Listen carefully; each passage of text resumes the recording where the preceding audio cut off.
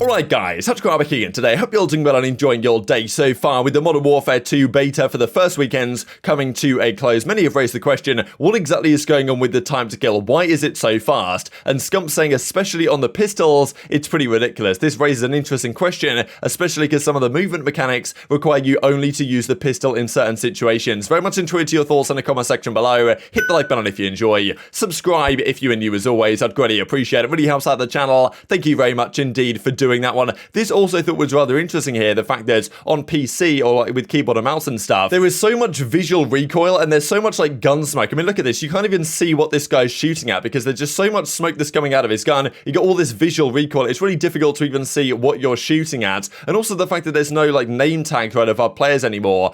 Sometimes they blend in really well. Like, look at this. He jumps around the corner. I can barely see what he's shooting at because of all the gun smoke coming out. The guy on the other side, if he's not using these kind of like settings or whatever, is going to have a much easier time. So that's a strange one as well, to be honest. I mean, this is another example. They can't even see the guy because, like, it's just absolutely absurd, to be honest. Now, this is another example here from Crone, when, I mean, yeah, as he says, I think he flashes this guy, and then the flash just expires for this guy way sooner than Crone. So from Crone's POV here, like, yeah, chucks a flash around the corner, goes to chat him, and look, you can't see anything. It's just pure smoke, and he's like, okay, where did this guy go? Turns out he's in that flash smoke and gets killed, can't see a thing, and then from his POV, this flash just wears off, the smoke dissipates from his perspective, and it's like, yeah, here's Crone, free kill. So, I mean, yeah, just strange things like that with the smoke settings on the server, client side, whatever exactly is going on. Like, there's plenty of issues with this game. That's not exactly a secret. Now, before we dive into some of the key issues, did want to mention this real quick here from Aiden, as he says, like, you feel like a king after being a world record holder on Vanguard ranked play. I think he dropped 100 kills in Vanguard ranked play, which is pretty impressive, to be fair. And as he says, you know, gonna form some sort of challengers team after that and start scrimming. Would be really interesting to see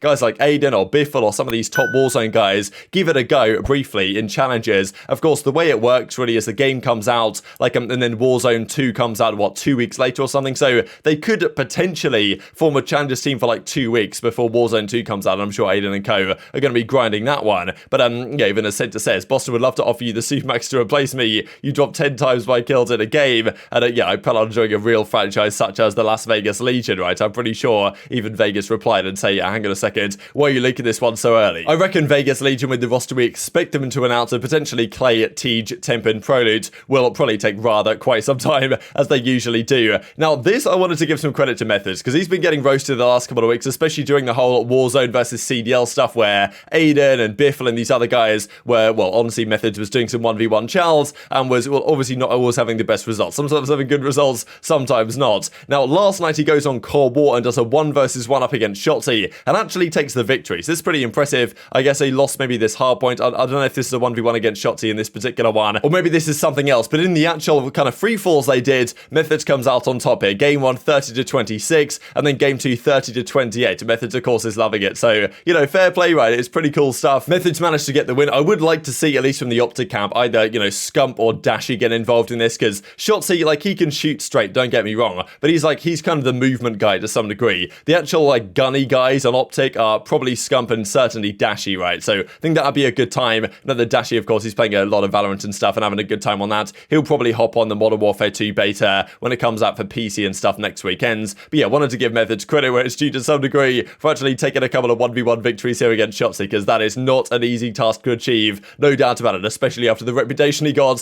for not being the best 1v1 player over the last couple of weeks or so. Let's dive then into the actual state of the game itself, and especially Scump's opinion on the time to kill. This is obviously not ideal right now. Now, of course, like, Modern Warfare 2019, the time to kill was fast. It's been pretty fast for the last few games, with the exception generally of some of the tryout games. And in fairness, if you go back way in the day to even Black Ops 2 or something, the time to kill used to be very quick. People kind of, you know, underestimate how quick the time to kill used to be in the previous COD games. But back then, the netcode wasn't quite as good. All your bullets wouldn't necessarily register. So the time to kill felt a bit slower than it did today. And also because the recoil was harsher back in the day, it was more difficult to hit shots, and the aim assist wasn't as strong in general. You go back to Black Ops 2, if you were using an MSMC or one of the SMGs, your aim assist range is maybe 25 meters. Outside of that, you're all on your own. You've got no help with the aim assist, so you can't just map someone with an SMG unless you really hit incredible shots, especially controlling for the recoil and everything as well, even if the gun does kill in 3 to 4 bullets. Now, Scump, of course, and even in Black Ops 2, the TAC-45, one of the pistols, like, that was a 2-shot kill at close range. Now, it seems like we have a similar story here in Modern Warfare 2, with Scump Scump running around with a pistol that looks like the TAC-45. I don't know what it's called exactly, but it kills very quick. He's killing people in 2 shots, no problem at all. And this is just one example of the rapid time to kill in this game. That was a test.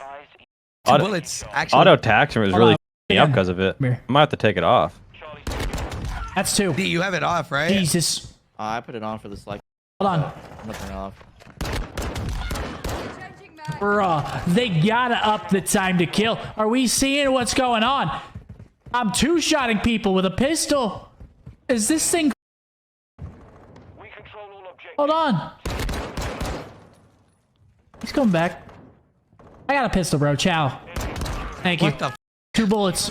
Now look, we know full well why they make the time to kill so fast, because it makes that for newer players that can't hit many bullets, they can get a kill very easily. This I thought was such a remarkable tweet here from Robert Bowling. You guys might know him as the, FU last stand guy. I don't know if he's actually still working for Infinity Ward. I don't think he is anymore, but he's obviously been playing the beta, comes around this corner, kills this guy in about 2 bullets, and says, tell me this time to kill isn't perfect. Don't like it, don't get shot. I think that's absolutely just incredible. Like, this is just pure Infinity Ward stuff right here for this guy. You can tell he was an Infinity Ward dev. Like, I mean, he literally kills the guy in 2 bullets. I don't understand how that is in any way satisfying, but, whatever. This topic has been done to death anyway. And as Quote says right here, this guy got rather excited for the time to kill. So, I mean, yeah, I don't know, right? Why is the game designed like this? Obviously, we know why the game is designed like this. It's not necessarily good for competitive, though, especially if the pull-up times, right, and actually the sprint-out times are incredibly slow, because it makes the game super pre-aim heavy when you can't, like, if someone's set up on you, you can't really chow them, because by the time you've even got your weapon up, you're already dead, because the time to kill is just so fast. So that's one of the key frustrations. Now, the pistol, I think, especially is one of the key issues here, just because of the way the movement works in this game to a certain extent, and also let's just say the ledge hang abilities that exist. Now, they're not usable, these ledge hangs and stuff, absolutely everywhere, but they are at least viable to some degree, and we'll see that's an example of it in a second. And as Ralph's Valve actually says here, like, look, the Modern Warfare 2 beta, as we say every year, is not really a beta.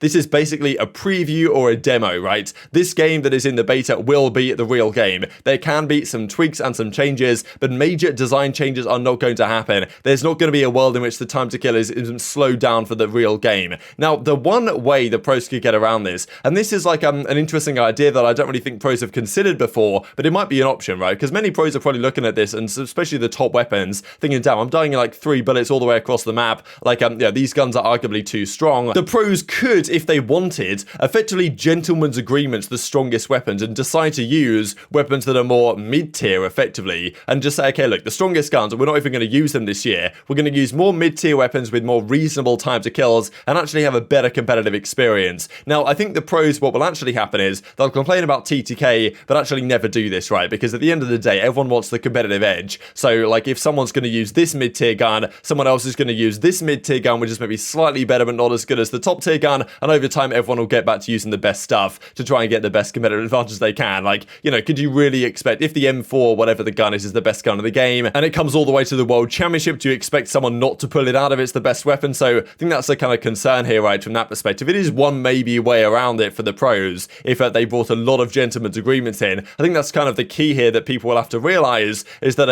GAs, as in many things in this title, that might have to be, removed or dealt with to actually make the game competitively viable. Like, the list is going to be rather long. As Crone says, I'm going to need a 4-page document to keep up with the gentlemen's agreements this year. That is maybe understandable. Now, this is what I wanted to say about the pistols, right? So, as we saw Scump, he was using that pistol, about basically a 2-shot kill. Now, this pistol that Blake has here is not as strong. This looks almost like a 5.7 or like a Glock type pistol here. That probably is like a, maybe a 3-4 shot kill. But Scump's pistol looked like a 2-shot, right? And this is one of the examples that I was like, well, hang on a second. If this is going to be allowed in competitive, the fact that you can ledge hang on a wall with your pistol up, the pistols need to be weak, because if the pistols are strong and you can do this and kill in 2 shots like Scump, this is just way too powerful. Like, the fact that you can, let's say you're Cellium in this spot, you can just snake it effectively by moving up and down with your one ledge, and you can have your pistol out, and your pistol's basically a 2-shot kill, and your pistol is going to kill quicker or as quick as a primary, especially with the trigger fingers that a lot of these guys have. Like, this is arguably just way too strong. So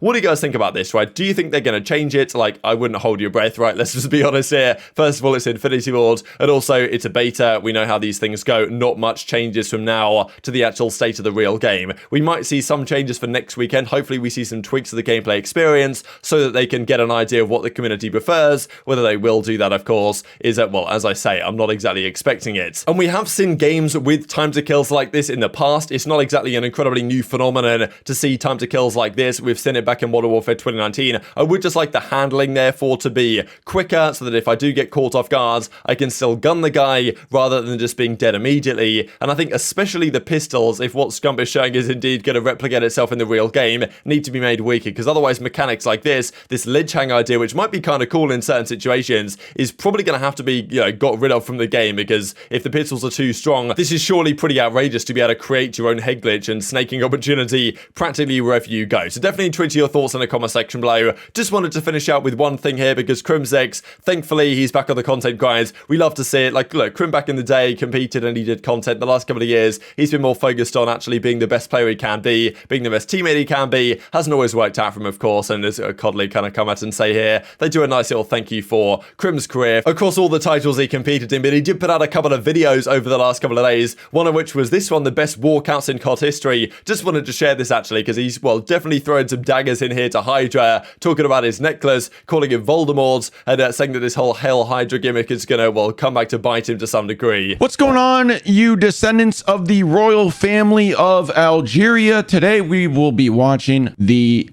master at work, the up and coming WWE International Champion of the World and completely unemployed Crimsix.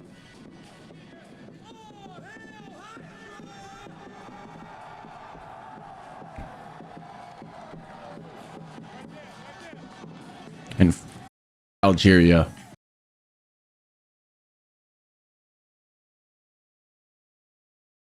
Yo, prediction, by the way.